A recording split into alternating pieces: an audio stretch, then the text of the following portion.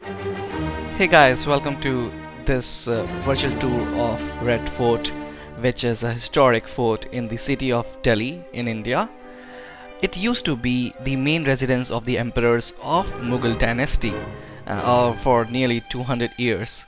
So why it is called Red Fort? Because if you'll see, this fort is entirely built using the red sandstone. So that's why the name Red Fort. It is located in the center of Delhi and houses a number of museums. Earlier, those used to be the rooms of the royal families and used to serve multiple purposes, but now those are full blown museums in itself.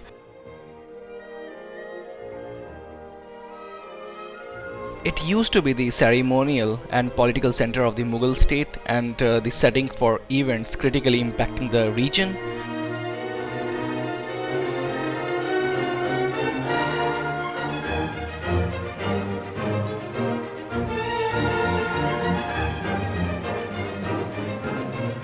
Every year on the Independence Day of India, which is on 15th of August, the Prime Minister of India hosts the Indian tricolor flag at the main gate of the fort and delivers a nationally broadcast speech from its ramparts here.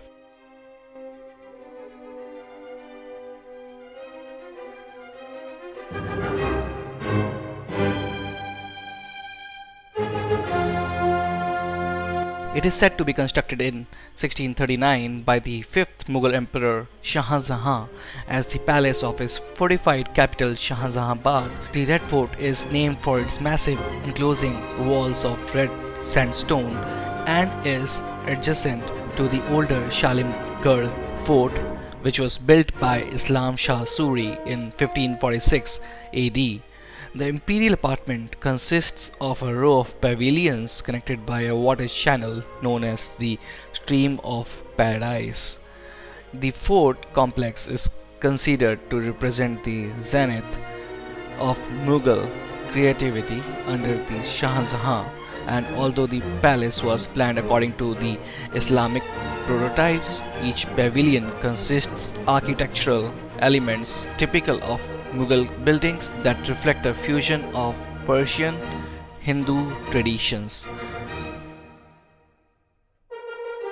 The walls of the fort alone are about 2 kilometers long and is surrounded by a deep, forbidding moat, which in earlier times could only be crossed by a wooden drawbridge. The depth of moat is about 30 feet, which used to prevent the invaders from coming in and attacking the Red Fort. It used to buy a lot of time for Mughal army, where they could just attack the invaders from turrets and bastions. So the best day to visit Red Fort is every day except Mondays, because that is when it is closed. Second, you must take the entry to the Red Fort between 9 a.m. and let's say 3 p.m. because that is when you can get the entry and you can go to the most of the parts of Red Fort, because else it the entry gets closed and then you will be left stranded outside and you can only see the exteriors of Red Fort, which you don't want to, because you want to go to the Red Fort and go to the museums, go to the markets which are within Red Fort, and also the daylight is there, so you can see most of the parts of Red Fort very clearly.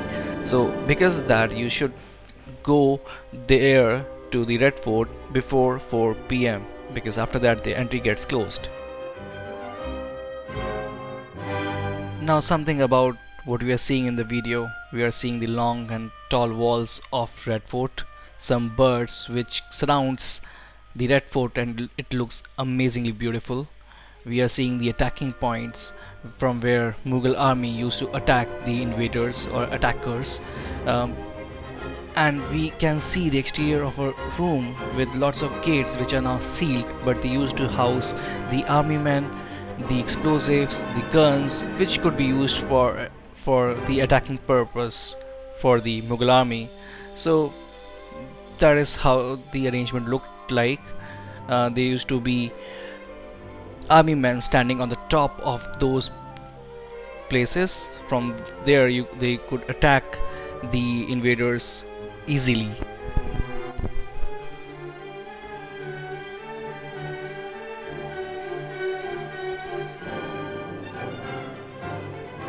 The walls are really tall, and it used to help prevent the invaders from climbing to the top of the wall so that they could just infiltrate.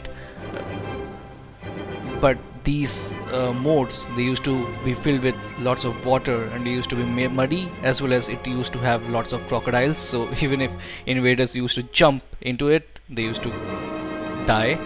So that's one interesting way of defense. And there is a moon for all of us. Just because we arrived in the Red Fort quite late in the evening, we could only see the exteriors, not the interiors of the Red Fort, because we couldn't get the entry. We arrived at about 6, which is the wrong time to visit Red Fort. But just in case you are falling short of time and you have to visit Red Fort, then get a entry to the exteriors as well, which serves some purpose. You can see how the walls looks like of Red Fort, if that is what you like to see.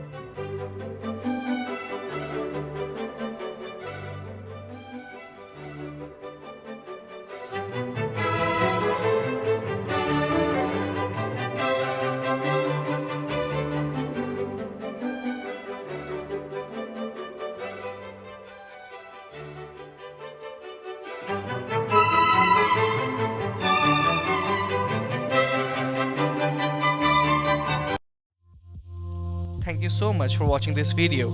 I hope you enjoyed it. You can support this travel and exploration YouTube channel by subscribing to it and sharing it with your friends and family. Thanks so much for watching.